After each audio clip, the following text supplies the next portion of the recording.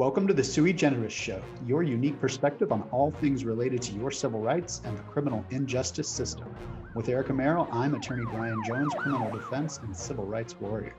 Today in segment 1, CNN reports racism in the Columbus Police Department among members of the force. The defendants in the Ahmaud Arbery case are denied bail after a 2-day bond hearing. And one of the officers in the Breonna Taylor case has been sued for an unrelated incident involving sexual assault of a law student. In segment 2, as promised, we'll be exploring Portugal's holistic approach to drug addiction that may give us some insight into what we can expect from Oregon's new experiment in drug decriminalization. To make sure you don't miss an episode, subscribe on Apple Podcasts, YouTube, and Spotify, and follow us on all of our social media channels. Look to the law office of brianjones.com and all of our social media outlets for everything you need to know about your civil rights and the criminal injustice system. Erica, did you see in the news this week CNN's report on the Columbus Police Department releasing an article exposing racism against Black police officers within the force?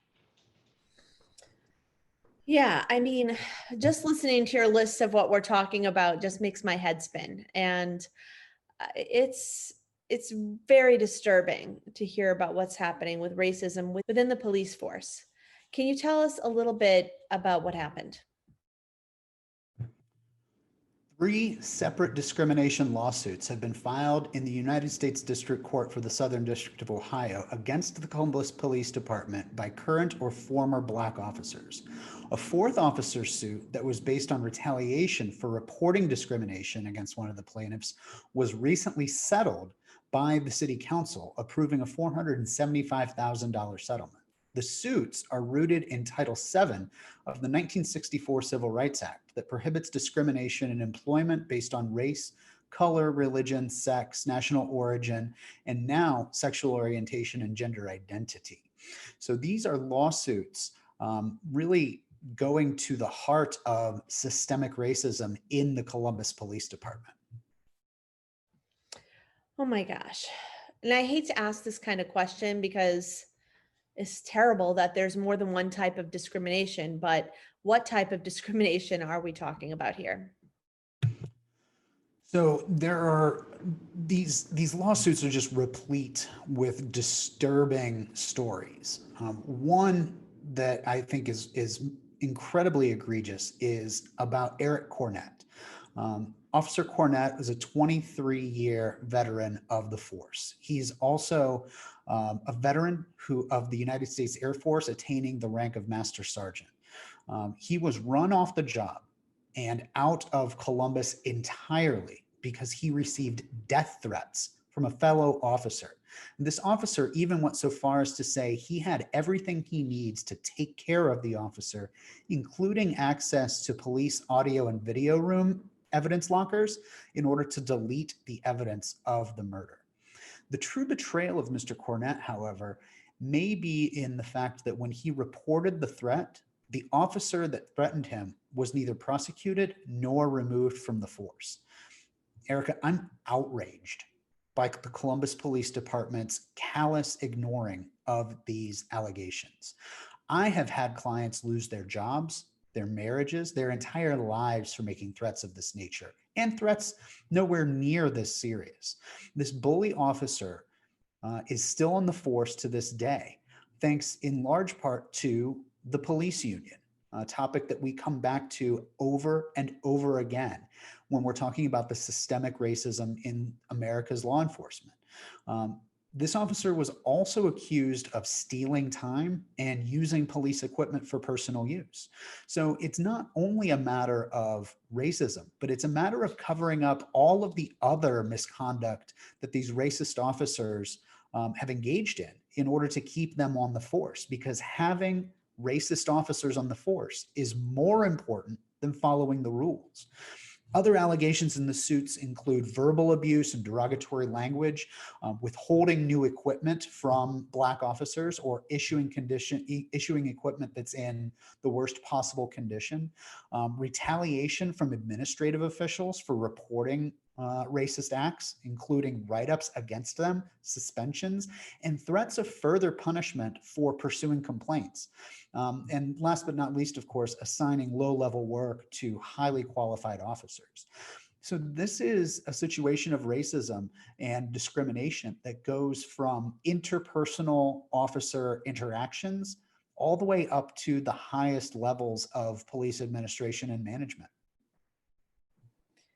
This is unbelievable. And I can understand why you're enraged. I'm incredibly angry as well to hear about this. I mean, we really place our trust in this institution, and we trust them to protect us, and we trust them to fight against racism, not have it within their own institution.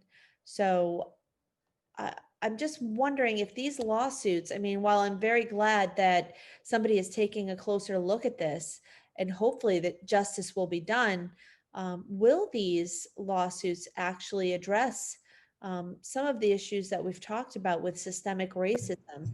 And in fact, it's even been acknowledged by Mayor Ginther. So I'm hoping for the best. What do you think? So, contrary to the internet memes about lawsuits and civil rights lawsuits in particular, these sorts of suits are not just about money. Money is a significant portion of them, but more importantly, in many of these cases, the suits can produce consent agreements that require changes in the administrative procedures of the force, addressing the systemic racism that led to the suits in the first place. Now, unfortunately, even though Columbus has passed the new law, the modification to the Columbus City Charter authorizing a civilian review board, the civilian review board will not be addressing these sorts of issues because this involves the administrative procedures within the force rather than the actions of the police force against the public. The issues at the Columbus Police Department go so much deeper, though, and they have to be addressed by major policy reforms that need to start at the top with Mayor Ginther and move all the way down through the chief of police and through officers, ranking officers within the police department, including policy reforms and better training and education of officers. The culture of brutality and racism that thrives in the Columbus Police Department can only begin to be rooted out if the administration and the people in power are held accountable for their actions. And I hope this is a first step in moving that forward. I hope so too, for everyone's sake. And I'm glad that you are keeping on top of the situation and keeping us abreast of the changes and what's going on, and just really letting us know how we can help. Fighting the fake news is one of the major priorities of this podcast, and keeping people informed is critical to the survival of our democracy. Erica, did you also see this week that the father and son charged with the murder of Ahmaud Arbery were denied bond after a 2-day bond hearing? I did, and I'm really curious how we got to this stage.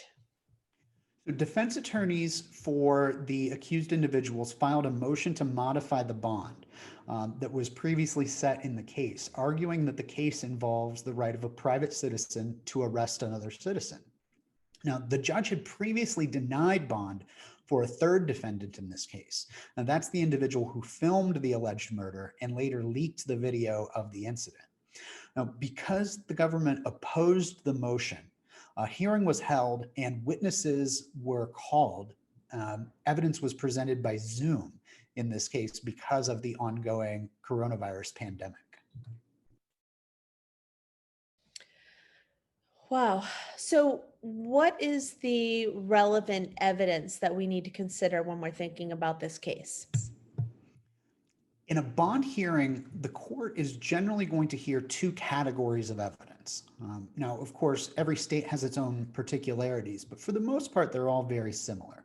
Those universal questions are about guaranteeing the appearance of the defendant at future hearings and protecting the public from future crime by the defendant.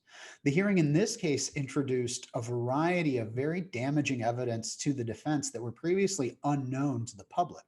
Now, when you're arguing at a bond hearing that your alleged crime was not motivated by race, it opens the door for the government to introduce evidence that you are in fact motivated by racial motivations.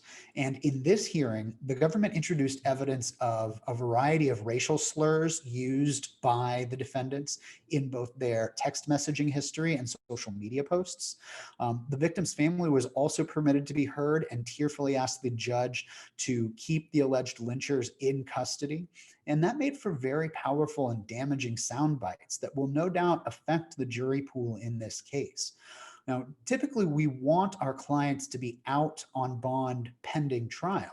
It is very difficult to prepare a case with your client in custody. It's very difficult to have regular meetings with your client. It's very difficult to have confidential meetings with the client. It's very difficult to prepare the client in the sense of gathering the client's story and educating the client on the process of both appearing in court and how to behave in the courtroom, as well as testifying to a jury eventually.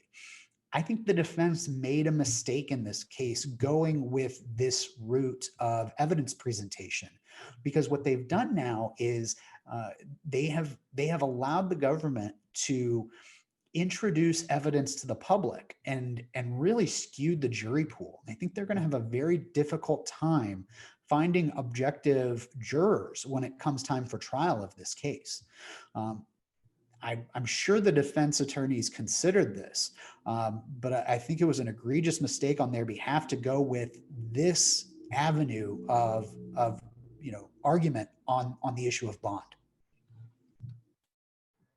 I mean, it's always interesting when you talk about strategy when it comes to trying a case, and what they thought might be a good idea to bring up the fact that this was not racially motivated has now turned into the worst idea. And it's terrible to see how this has unfolded to go against the trial for their client.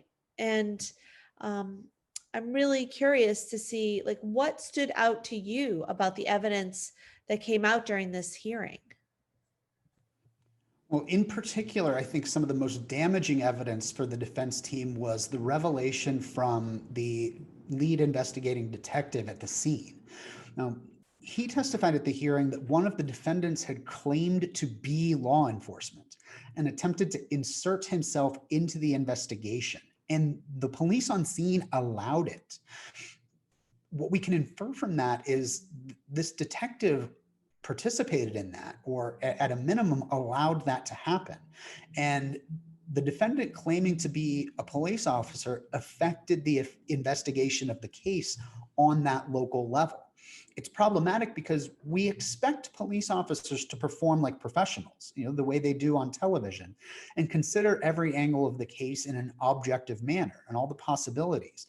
It's clear from this officer's admissions at the bond hearing that he did not do that in this case, and it seems like none of the officers did. It really seems like there was a conspiracy from the first moment to find that these individuals had done nothing wrong, and then that's very problematic for the defense.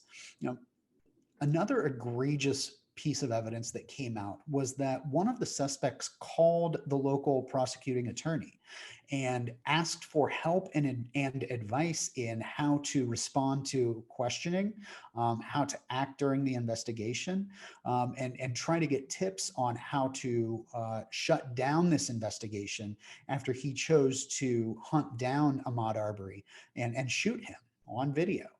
I think this really highlights how small town law enforcement covers for itself. It highlights how important local elections are. And I think it really drives home the point that it's critically important for everybody to get involved, stay involved, advocate, and report this type of malfeasance on a local level. Too many people get involved when it comes to a presidential election or a senatorial election, and they really shirk their responsibilities when it comes to electing the local prosecutor or electing the county sheriff.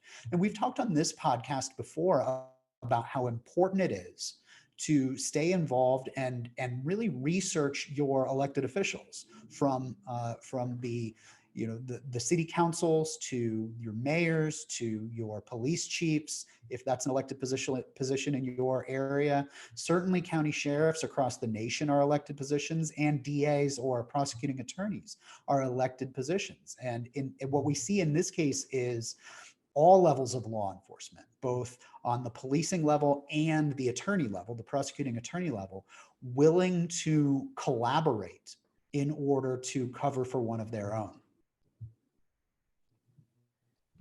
I mean, it's sad, and I'm really glad that the public stage is now filled with these types of cases so that change can come from it and we can really see what's going on.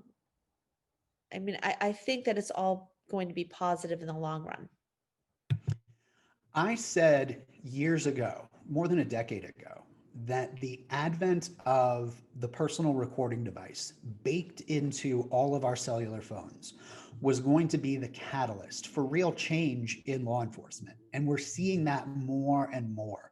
Um, the ability of the average citizen to document in an objective manner what is going on the streets has really given support to the allegations of minorities and economically depressed individuals across the nation. It's given support to what they've been saying is happening for really centuries. And speaking of things that have come up recently in the areas of racism in the police department, one of the 3 officers involved in the murder of Breonna Taylor has now been sued for sexual assault of a law student back in 2018. Did you see this story come out of Louisville, Erica? I did. And, it doesn't surprise me that someone that is already doing terrible things has done things in their past that are also terrible. And so, I mean, I don't want to assume that about anyone, but typically there is a pattern. Can a civil suit for sexual assault be filed if there wasn't a criminal case? Yes, civil suits and criminal charges are completely separate areas of the law. And a civil suit for sexual assault does not depend on a criminal conviction or even a criminal complaint to law enforcement. Civil suits can have shorter statutes of limitation than criminal charges. So just because a civil suit is filed does not preclude criminal charges coming down later. The criminal and civil worlds are completely separate, and no civil judgment can affect a criminal charge or whether one is filed. And while a criminal conviction can include financial consequences like restitution, it does not guarantee civil damages, and a separate lawsuit must be filed. This is how a criminal and a civil suit can be related to the same incident, but not be in violation of an individual's like double jeopardy rights, for instance. That's very interesting. So, wasn't the same officer already terminated from his job as a police officer? He was. And as a separate matter from his participation in the murder of Breonna Taylor, Brett Hankinson of the Louisville Police Department was fired this past June. He had a very long list of misconduct, but continued to be employed by the force. Once again, we see police unions sticking up for bad apples. This is what convinced the chief of police to determine that he had an extreme indifference to the value of human life, which is a quote directly from Brett Hankinson's termination letter. This is one more example, Erica, of the need for reform, for police oversight and reforms to the administrative process to really put some restrictions on the use of police unions when we're talking about police misconduct. These bargaining agreements must be negotiated by people who are objective. You know, what we have right now are city officials negotiating with police unions, and everybody involved has an interest in covering up and reducing the exposure of police liability. So the people who are negotiating against the police unions have the same interests at heart as the police unions. The unions don't want their officers suspended, and the administration, the government in power, doesn't want to be sued for the police misconduct. So everybody involved has an interest in covering up misconduct. The effect of these bargaining agreements really creates an inability to root out and terminate officers who abuse their power and position for their own satisfaction. It's disappointing to see this over and over again. And it's also disappointing that these types of situations have to happen.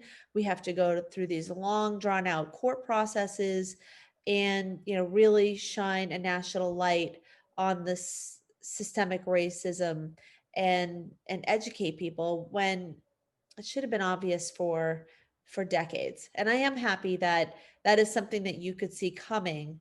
I think that you're in the minority there.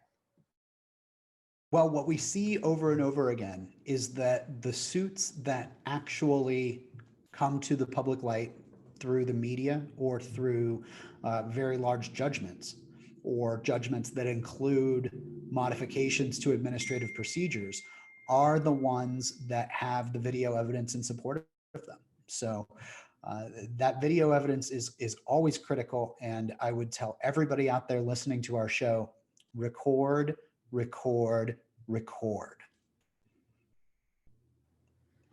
I agree with you. And I hope that people do. And I think that they will. So Erica, let's move on to our main topic of discussion today.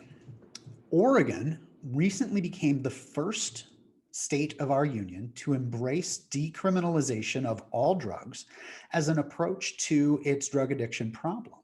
Now, Portugal pioneered this strategy in 2001, and there are a plethora of lessons to be learned from their successful addiction intervention programs. So let's get right into it.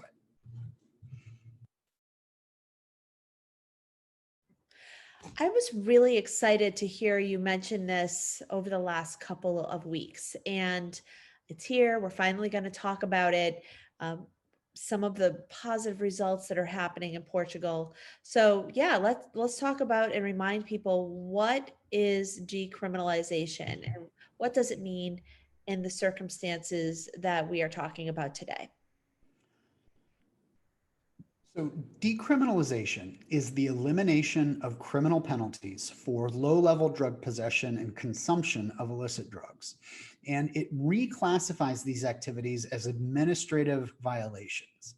What's really important to understand here are two aspects. First is that we're talking about low-level personal use. Decriminalization does nothing to change how drug cartels and drug dealers are prosecuted. Those crimes are still crimes. Those are still prosecuted, and they still have significant penalties attached to them. The level of possession we're talking about here is for personal use, and possession in large quantities is still illegal and punishable as any other crime is. Secondly, even though we're talking about decriminalization, it doesn't mean that these individuals don't have any consequences. In Portugal, this means that a person who's found in possession of a personal use amount of drugs is no longer arrested, but instead they're brought before a local commission comprised of an official from law enforcement, some healthcare workers, and social service representatives. The commission works to decide whether and to what extent that person is addicted to drugs, and may refer that person to voluntary treatment, may order them to pay a fine, like in the same way that we have speeding tickets, or can impose other administrative sanctions. So we're talking about, care and services for their family and their children. So while drug use and possession is no longer triggering of criminal sanctions, it is still illegal. And that's what decriminalization is. This is not legalization of drugs. This is decriminalization. Think of it like this. If Ohio had previously said, well, if you get a speeding ticket, we're going to send you to jail for that on the first offense, right? And then converted it back to what we have now, which is, it's a $150 fine with escalating penalties up to and including suspension of your right to drive and remedial driving courses. This is a very good analogy. I mean, I think it's a really great idea. And I'm really curious as to what types of results Portugal has seen from this new policy. So, first and foremost, Portugal has not seen an increase in drug use. All of the memes that we're seeing blasted around on the internet these days are, oh, let's go to Oregon and everybody start using drugs, and everybody in Oregon is going to start shooting up heroin and blowing cocaine all over the place. Well, that's just not the reality that we've seen in countries that have pursued this policy in the past. Portugal saw no increase in drug use other than that increase, which is in line with statistical predictions based on population growth and age. So the only additional growth that they've seen is because their population has both become younger and increased in volume. More importantly, maybe, it's reduced problematic drug use and adolescent drug use. Problematic drug use is that which results in people becoming dependent, or as Portugal defines it, people who inject drugs.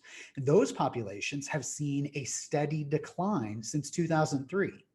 A 2013 World Health Organization report actually said that countries with decriminalized systems have lower rates of monthly use than those who have punitive policies for their drug addiction or their drug use policies. Portugal has seen fewer arrested and incarcerated people. That decline has been more than 60% since decriminalization. So fewer people in prison, fewer public dollars going to prisons. The rate of those referred to the Administrative Commission has remained about steady, about 6,000 to 8,000 people yearly. So there's been no overall increase in the number of people being caught for drug use. And notably, 80% of those cases who are referred to the Administrative Commission have been deemed non-problematic and dismissed without any sanction. So these are people who are recreationally using drugs and do not have an addiction problem. More people are receiving drug treatment. From 1998 to 2011, the number of people in treatment increased 60%. And remember that treatment is voluntary. Nobody's forced to go like a person who is on probation here in America. Over 70% of those people who are referred are receiving opiate substitution therapy, often referred to as medically assisted treatment. And the most effective form of opioid treatment is that medically assisted opioid substitution therapy. Just think about what this could do for our US population that is struggling with opioid addiction.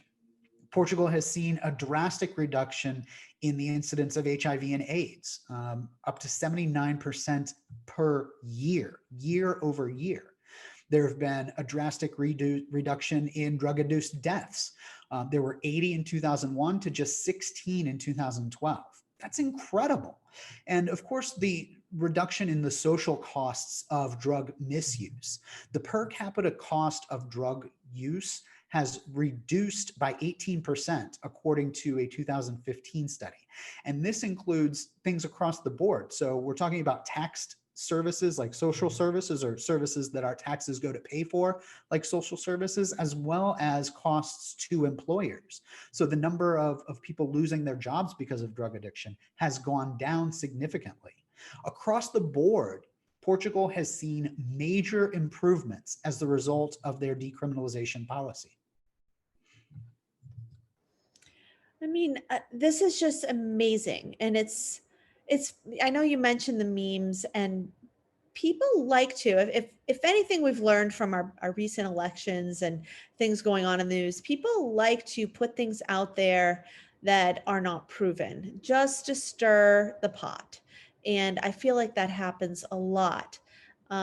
So all of these are real facts that you're showing us today about how programs like this could actually help us here in America and save us a lot of money, as you mentioned, on throwing people in jail. And in fact, we really don't have a lot of room in the jails right now. And when we're in the middle of a pandemic, we really don't want a lot of people in the jail system right now. That not people that you really haven't done anything crazy, that they're going to be a threat to society.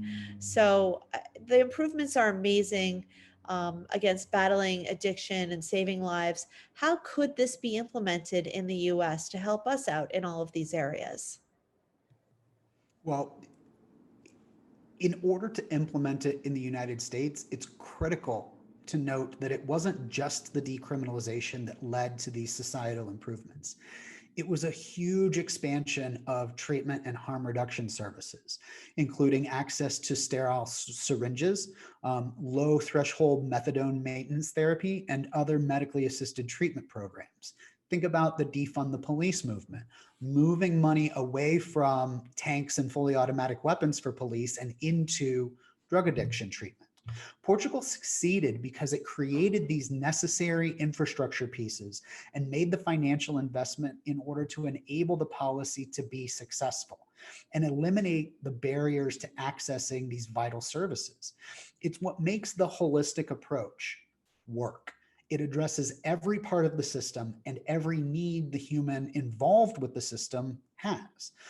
The states that are the test kitchens of our nation, and Oregon is the first, will have to address these key infrastructure issues, and they'll have to improve their social services by investing in drug addiction, by investing in social services, by investing in mental health services.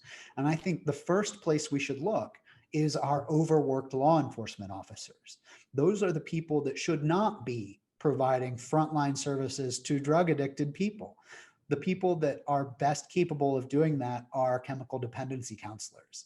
And they are a grossly underpaid segment of our population, and we need more of them. So investing in infrastructure, investing in infrastructure, investing in infrastructure is how this can be implemented in the United States and save the American taxpayer millions of dollars a year.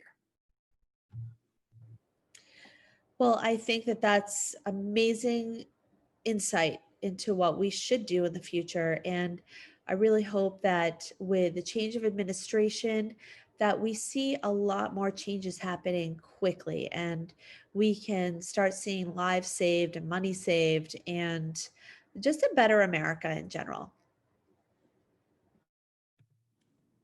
Absolutely, Erica. When we in my office implemented a holistic approach to our clients about 15 years ago, we saw a drastic reduction, not only in clients that were sent to prison at the outset, but a drastic reduction in clients who violated their probation. By staying on top of their treatment, by connecting them with addiction services early on in their case, we saw massive improvement time and time again in the outcomes of their cases and their lives in general. So that holistic approach works. And I hope our country sees how well it works in Oregon and starts adopting it coast to coast. Erica, I really thank you for joining me and participating in this discussion today. And I thank everybody out there for listening to our podcast and participating and following us. In order for you to stay informed about key issues in police and criminal injustice reform, government accountability, and advancements in treatment and alternative options to incarcerating people who have drug addiction, check out the law office of brianjones.com or look at our Facebook page, facebook.com/Central Ohio Criminal Defense. You can find us on Instagram, Twitter, and TikTok at TLOBJ. And we'll be back next week with a sui generis perspective on the next big thing in your civil rights and the criminal injustice system, as well as an in-depth discussion of double jeopardy and how it applies under the Fifth Amendment to the United States Constitution. Erica, my grandfather always told me when we separated, don't do anything I wouldn't do. And to that, with all of my friends, I add, if you do and you get caught, call me. I'll defend your rights as I would want mine defended.